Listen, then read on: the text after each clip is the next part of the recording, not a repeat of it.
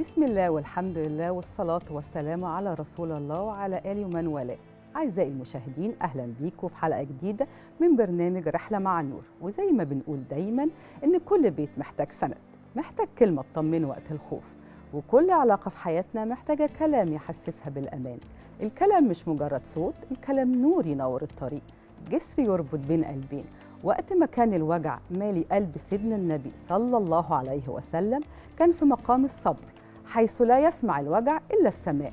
عمه أبو طالب اللي رعاه وهو صغير وحماه وهو كبير مات. السيدة خديجة القلب والروح والظهر والسند هي كمان ماتت. راح سيدنا النبي لأهل الطائف يدعوهم ويناديهم، يمكن يسمعوه أو يستجيبوا، بس للأسف لا سمعوه ولا استجابوا، بالعكس سلطوا عليه السفهاء والصبية، طردوه وضربوه بالحجارة لحد لما سال دمه من قدميه عليه الصلاة والسلام. حبيبي يا رسول الله. وتراكمت الأحزان. وقتها نظر الحبيب إلى السماء، دعا بدمع في قلبه قبل عينه، اتكلم مع الرحمن، شكى للرحيم، حكى همه، فضفض وجعه.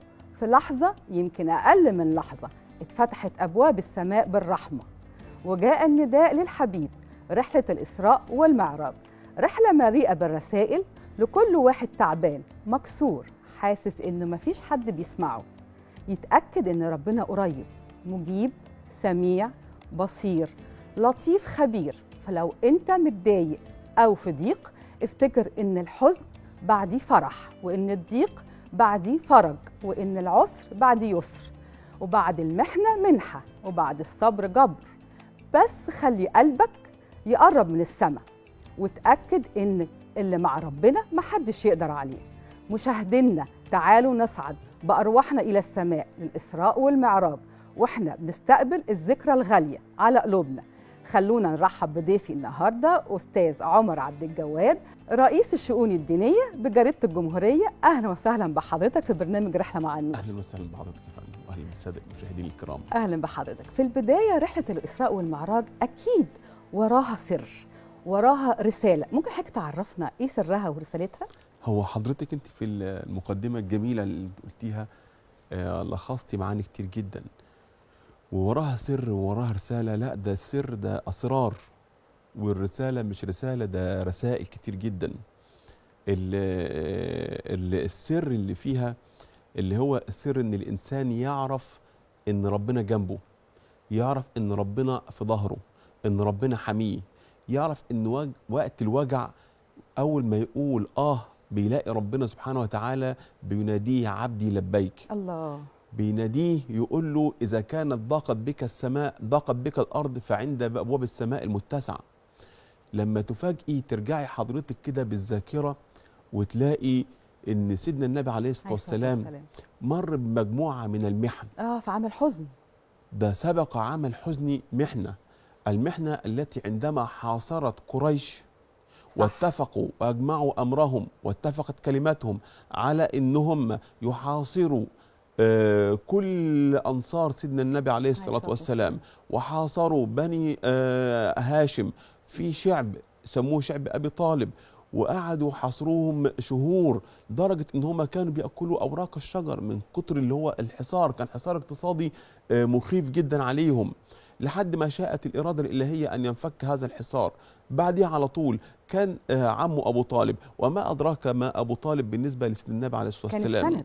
كان زي ما حضرتك تفضلتي وقلتي إن هو رباه في الصغر وحماه في الكبر. شوفي حضرتك، لو احنا هنرجع بالذاكرة أو بالذهن كده ونعرف أبو طالب ده بالنسبة له إيه، رغم أنه لم يكن على دين الإسلام، لما جه المشركين وقعدوا يكلموا أبو طالب وهددوه بتهديد في الأمور الاقتصادية والتجارية وفي الاستراتيجية بتاعته هو الأمنية اللي موجودة، أولاده وعشيرته وحاجات زي كده. وبالتالي جه سيدنا النبي عليه السلام نادى عليه عمه أبو طالب وقال له: يا ابن أخي لا تحملني من الأمر ما لا أطيق. وقال له: إن القوم جوني وكلموني وطلبوا مني كذا وتخلى عن هذا الأمر. سيدنا النبي عليه السلام تخيل حضرتك وقتها لما الواحد يلاقي ان هو الحيطه اللي مسنود عليها بيلاقيها فجاه كده ان هي هتتهزت من جنبيه، ودمع صلى الله عليه وسلم والدموع ملأت عينيه، لأن هو كل تفكيره إن عمه مش هيتخلى عنه، وإن عمه ده كان بالنسبة له هو الوالد وهو كل حاجة في الدنيا. ربنا عوض عليه بعمه. جه وقتها قال له ايه؟ قال له والله يا عمي لو وضع الشمس في يمين والقمر في يساري على ان اترك هذا الامر ما تركته حتى يظهره الله او اهلك دونه.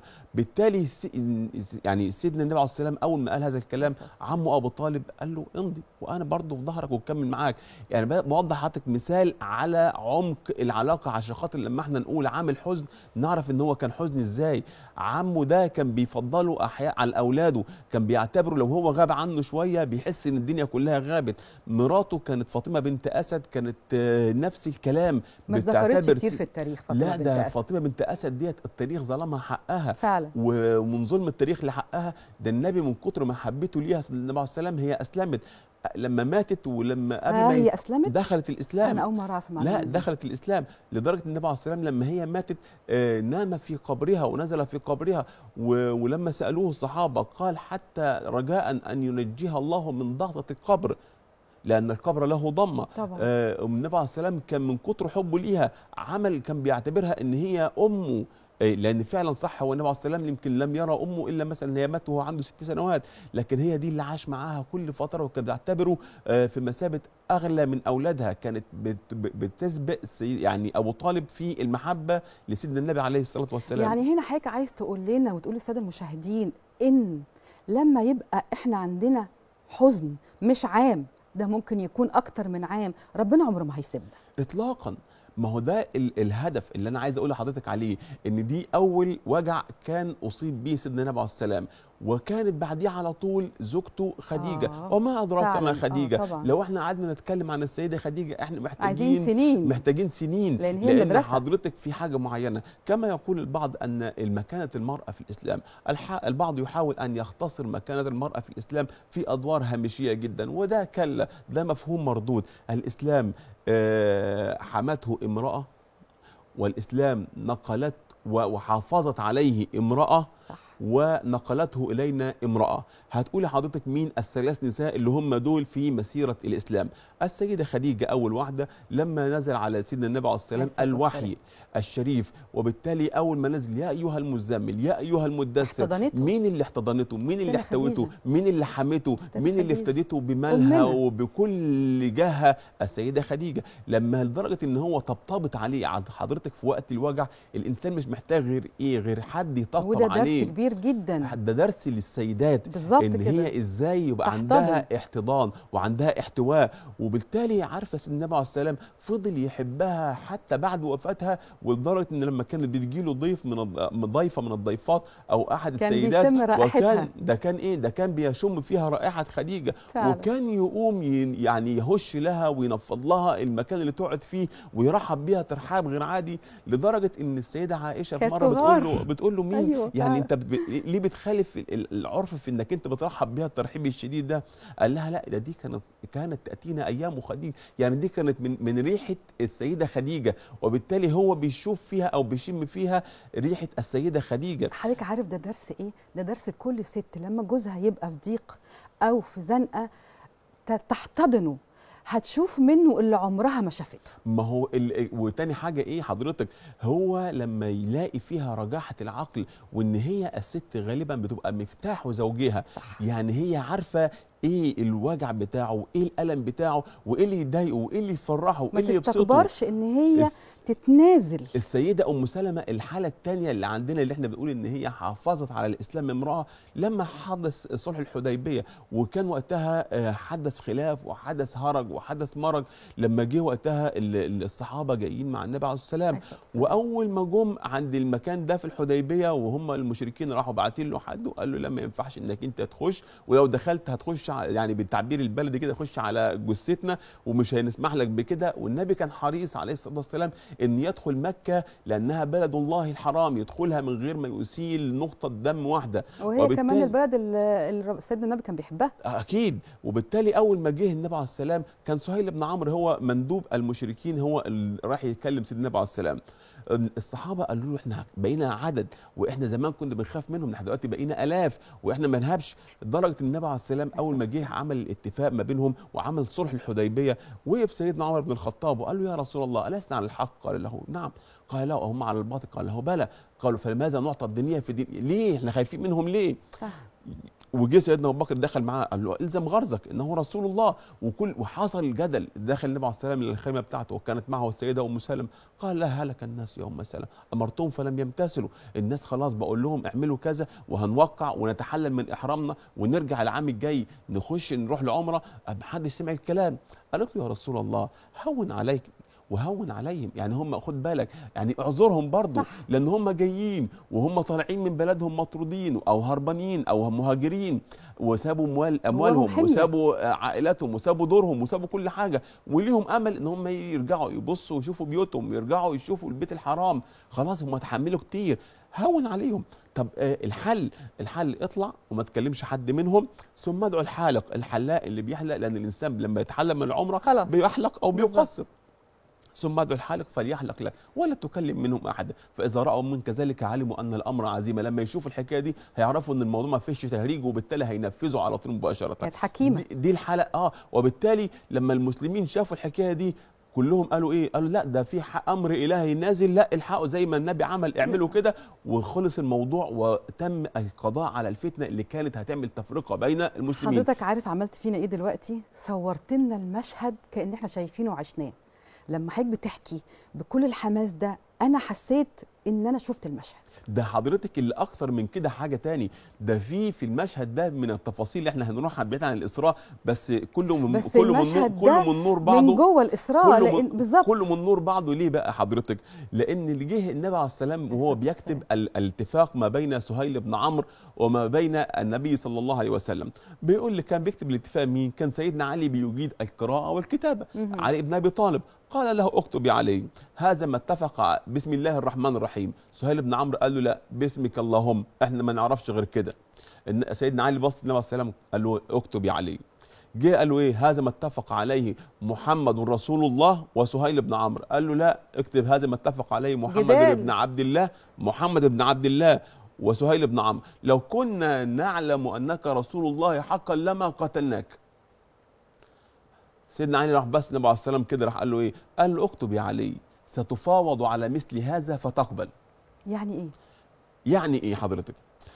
راحت الايام وجت الايام ومرت، وجه النبي عليه السلام انتقل الى ربه سبحانه وتعالى، وجه بعد منه سيدنا ابو بكر الخليفه، وسيدنا عمر بن الخطاب اول امير المؤمنين، وسيدنا عثمان بن عفان، وجه سيدنا علي. وحدث الخلاف اللي حدث ما بين سيدنا علي وبين سيدنا معاويه بن ابي سفيان كبير جدا. والخلاف اللي حصل ده في التاريخ الاسلامي وله ابعاد وله ايه، يعني في بعض الناس بيثير حواليه اللغط مقولات، ولكنها مقولات كلها لا تلتزم بالمنهجيه الاسلاميه فيها.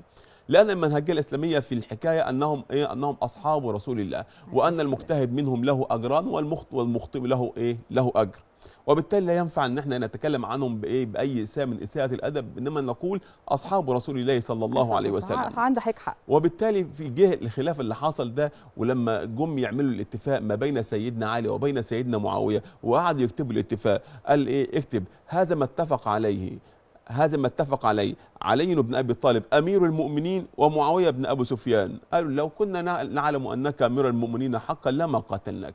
سبحان الله. شوف حضرتك مرت الدور قد ايه.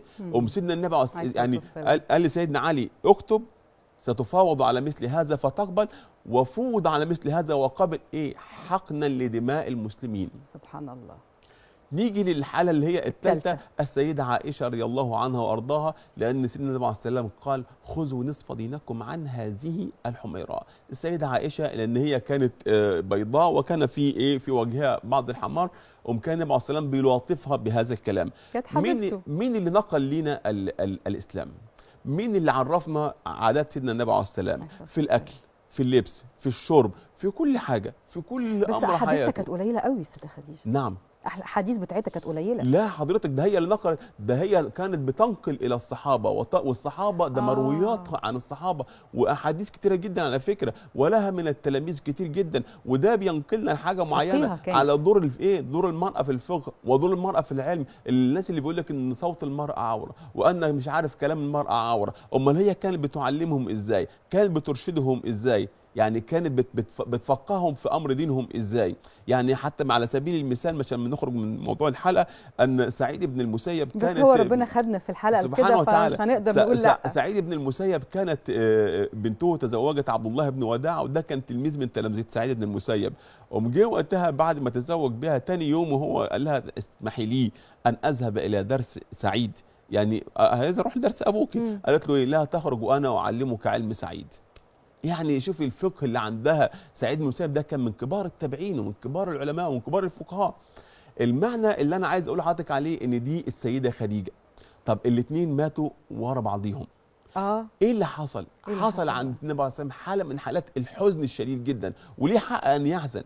مين اللي هو يشوف عم بهذا الحماس وبهذه الحميه وبهذه الحنان وبهذه القوه وبهذه المنعه وبهذه المشوره والاخلاص، واحد مش على دينه. تخيلي انا بقول لحضرتك واحد مش على دينه ومع ذلك بيحميه، بس من دمه عمه. طب ما هو على فكره لا، دي كانت نخوه عند العرب كانت موجوده قديما. صح. يعني عبد الله بن فهيره اللي هو كان دليل النبي عليه السلام في رحله الهجره ما كانش مسلم. صح. ومع ذلك هو كان ماشي، مع ذلك ما سلموش، ما خدش الهديه اللي كانت قايل عليها قريش عشان خاطر اللي يسلم محمد وصاحبه لقريش، لان دي دروس في حياتنا. يعني حتى اللي مش على ديننا لازم نتعامل معاه بالاخلاص. حضرتك الامانه. صح. هو احنا الناس كلها بتجمعها ايه؟ بتجمعها الانسانيه، ولا تجمعها يعني ما نقولش مثلا يعني العقائد، لا ده النبي عليه السلام بيعرفنا درس في دروس الانسانيه لما يجي يقول لك ان هو كانت مرت عليه جنازه يهودي راح واقف ليها احتراما، سالوه يا رسول الله انها جنازه يهوديه، قال اوليست نفسا؟ طب يعني ده نفس. هو احنا بيجمعنا ايه؟ بيجمعنا النفس، بتجمعنا الانسانيه. الاسلام دخل دول اسيا، شمال شرق اسيا، اندونيسيا والحاجات دي، دخل عن طريق ايه؟ عن طريق الاخلاق، عن طريق الامانه. ان هم مجموعه من التجار جم حطوا في المكان ده وكانوا فتحوا مجموعه محلات تجاريه، كل واحد من دول كان اللي بيبيع ما بيغشش، ما يقولش لحضرتك ان انا مثلا أخلاق. كذا، لا ده يقول لحضرتك ان هذا الثوب به كذا كذا وهذا الطعام به عيبه كذا وكذا. الناس بيستغربوا، وانت عليك تشتري او ما بيستغربوا الناس ازاي ديت بيقولوا العيب في الحاجه بتاعتهم، مش عايزين يبيعوا. يقول لك لا انت مين؟ يقولوا اصل انا مسلم، دي اخلاق انا مسلم. وكانوا مثلا حضرتك يجي انت مثلا فاتحه المحل بتاعك في الاول وده انا بعد منك وده كذا، يجي هو مثلا يبيع لواحد او اثنين، اول ما يجي له واحد يقول له ايه؟ يقول له عندك؟ يقول له انا عندي او عند، لا يقول له عندي ولكن اشتري من اخي فانه لم يبع اليوم شيئا. ويجي بعد منه يقول له ايه؟ انا بعت. يقول له ايه؟ يقول له اشتري من اخي فانه مش عارف لم يبع اليوم شيئا. الناس ايه بيحب بعضهم ازاي؟ هي بقى الانسانيه اللي هي الانسانيه دي اللي هي خلت سيدنا النبي عليه السلام بكى ليه؟ لأنه هو راح الطائف. أنا جيت أقول لحضرتك على الدعوة، عرضت عليك عرض من العروض. بس هو ليه سيدنا النبي راح الطائف في الأول؟ ما هو راح الطائف ليه؟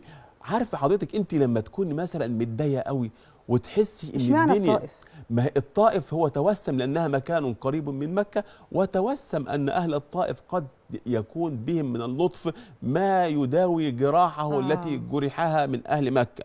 يعني حضرتك أنت ده واحد، لأن أهل مكة كانوا إيه؟ كانوا معروفين بالغلظة وكانوا معروفين بالشدة. واحد كانوا لسه محاصرينه ومانعين عنه الأكل والشرب، وواحد كانوا بيعاملوه أسوأ معاملة، واحد اتهموه بأنه مجنون واتهموه بأنه ساحر واتهموه بالأكاذيب، واحد كانوا بيقولوا عليه والله ما جربنا. يعني أول ما سيدنا النبي عليه السلام نزل عليه الوحي وراح وقف على الجبل على أعلى مكان لك موجود بجوار البيت الحرام، وقال يا بني فلان يا بني فلان. هم كانوا كلهم بيجتمعوا حوالين الكعبة لأن لكن يعتبر زي بمثابة السوق التجاري بتاعهم. يا بني فلان يا بني فلان يا بني فلان. كل واحد منهم جه يستمع. قال لهم إيه؟ قال لهم أنتوا نزل علي وحي. يقولوا هل جربتوا علي كذبا قال والله ما جربنا عليك كذبا قط. شوف بدايه الكلام. آه. يعني هو مثلا بيعمل ايه؟ بيعمل اقرار. انت عارفاني ان انا كويس؟ والله انا ما جربتش عليك حاجه وحشه قبل كده. كان طب انا الصديق. بقول انا هو جه كانوا بيسموه الصادق الامين. لما جه بيقول لهم هل جربتم علي كذبا؟ قال والله ما جربنا عليك كذبا قط. هم اعترفوا بنفسهم. اول ما يجي بعد كده حضرتك ويجي يقول لهم انه قد اوحي الي، يقولوا انك كاذب وانك كذا وانك كذا. بستغرب. ما ده تستغربي الناس بالجحود ديت والاحداث ديت راح. زي ما يكون مثلا حضرتك انت لما واحد بيكون متضايق، لان النبي على فكره كان طبيعته قل سبحان ربي هل كنت الا بشرا رسولا. يعني هو بيتحدث ببشريته، وفي مواقف كتيره جدا كان صلى الله عليه وسلم يفرح كما يفرح الناس ويغضب بيعلمنا كما سيدنا يغضب النبي الناس. ازاي نبقى لا على بيعلمنا. اخلاق في كل المواقف. جه راح الطائف، راح عشان خاطر ايه؟ يمكن يكون فيها حاجه تداوي جراحه، تداوي الحزن اللي موجود جواه، لكن للاسف لما راح عند الناس هناك وجد ان هؤلاء الناس اسوا واضلوا سبيلا. اول ما يروح لهم هناك، انا باجي بعرض على حضرتك عرض من العروض، تقبلينه او ترفضينه الامر متروك ليكي، ولكن يكون في حاجه اسمها الحسنى. ولكن هؤلاء لم يكن عندهم الحسنى، ده بالعكس، ده هم رفضوا دعوته، وليتهم اكتفوا بالرفض. لا، ده هم سلطوا عليه الصبيان، وسلطوا عليه العبيد، وسلطوا عليه السفهاء، يضربونه بالحجارة ويطردونه صلى الله عليه وسلم. لما بتقول الكلام ده قلبي بيوجعني، حتى سال الدم من قدميه الشريفتين. يعني تخيلي حضرتك. لا مش قادرة أتخيل. لما تيجي، ده احنا لما نيجي نرجع لغزوة أحد فيما بعد، ولما المشركين يعتدوا على سيدنا النبي عليه السلام في المعركة ويضربوه، يقول لك ايه؟ لن يفلح قوم اسالوا دم نبيهم صلى الله عليه وسلم. يجي وقتها تخيلي حضرتك ان سيدنا النبي عليه السلام ليه حق تصعب عليه نفسه طبعا. ويجي وقتها اللهم اني اشكو اليك ضعف قوتي وقلة حيلتي وهواني على الناس، انت رب المستضعفين وانت ربي، أنت رب المستضعفين وأنت ربي، إلى من تكلني؟ إلى من تكلني؟ إلى عدو يتجهمني أم إلى بعيد ملكته أمري؟ إن لم يكن بك علي غضب فلا أبالي، ولكن عافيتك أوسع لي. أعوذ بنور وجهك الذي أشرقت له الظلمات وصلح عليه أمر الدنيا والآخرة من أن ينزل بي سخطك أو أن يحل علي غضبك، لك العتبى حتى ترضى، ولا حول ولا قوة إلا بالله العلي العظيم. تخيلي حضرتك هذه الملحمة من الحزن ترجمها سيدنا النبي عليه السلام في هذه الكلمات البسيطة. تخيلي الحزن اللي كان مالي قلبه قد ايه. طبعا. تخيلي ان يجي له ملك الجبال بعديها على طول بثواني، سيدنا النبي رد عليه قال له ايه؟ ويجي ملك الجبال مع سيدنا جبريل، مع سيدنا جبريل يقول له يا رسول الله السلام يبلغك السلام. يعني ويقول لك ان معايا ملك الجبال لو امرتهم ان يطبق عليهم الاخشبين لفعل. تخيلي الرؤوف الرحيم، لقد جاءكم رسول من انفسكم عزيز عليه ما عنتم حريص عليكم، حريص عليكم، اعملوا مهما تعملوا، حريص عليكم. انا اخذ بحجزكم عن النار، يعني انا واقف كده بتصد لكم عن النار. يا بختنا بسيدنا النبي. ده يا بخت اي حد مر عليه على ودنه بس ان يسمع اسم سيدنا النبي عليه الصلاه والسلام، يجي يقول لهم انا يعني عسى الله ان يخرج من اصلابهم من يوحد الله. إذا كانت ضاقت بيك الأرض، لا ده السماء عندها متسعة. إذا كان أهل الأرض رفضوك فأهل السماء مرحبين بيك جدا. صح. وما جعلنا الرؤيا التي أريناك إلا فتنة للناس. دي حاجة. واسأل من أرسلنا قبلك من رسلنا. طب هو لما ربنا قال له واسأل من أرسلنا قبلك من رسلنا، هيسألهم إزاي؟ يعني هيسألهم منامي؟ استحالة. لا، ده احنا هنجمعهم ليك وهنخليهم موجودين ليك وهتقابلهم وجها لوجه وتسأل براحتك. وجمع الله له صلى الله عليه وسلم، جمع له سبحانه وتعالى الأنبياء السابقين والمرسلين في بيت المقدس عشان يصلي بهم إمام. مش هم رفضوا الناس دول ان هم يستجيبوا لدعوتك، ده انت هتبقى امام الاولين والاخرين. لما اي حد بيتحدث عن سيدنا النبي عليه السلام وتقول امام لا، هو امام الاولين وامام الاخرين صلى الله عليه وسلم. صلى بالانبياء كلهم اماما في بيت المقدس، وصعد إلى هذه الرحلة المباركة. ده الرحلة ديت حضرتك يعني إذا كان يعني من ضمن الحاجات التي يعني تذكر في هذه الرحلة، وقد تكون ثابتة وقد تكون غير ثابتة وقد يكون صحيحا أو تكون غير صحيحة، ولكنها من الحاجات اللي الواحد بيحسها إن هي من الحاجات الجميلة جدا، إن عندما صعد سيدنا النبي عليه السلام إلى سدرة المنتهى. حضرتك كده بكلام حضرتك احنا بجد حسينا بالإسراء والمعراج، وحسينا بسيدنا النبي قد ايه حنين علينا، وحسينا ان احنا مش لوحدنا، وحضرنا مشاهد كتير حاجة ذكرتها لنا. انا بشكر حضرتك جدا ونورتني، وبجد كانت حلقة ممتعة جدا. شكرا يا فندم، شكرا لحضرتك والشكر للسادة المشاهدين. أعزائي المشاهدين، بكده نكون فقرتنا الأولى خلصت. بشكر ضيفي أستاذ عمر عبد الجواد رئيس الشؤون الدينية بجريدة الجمهورية. نطلع فاصل نرجع لكم تاني. شكرا.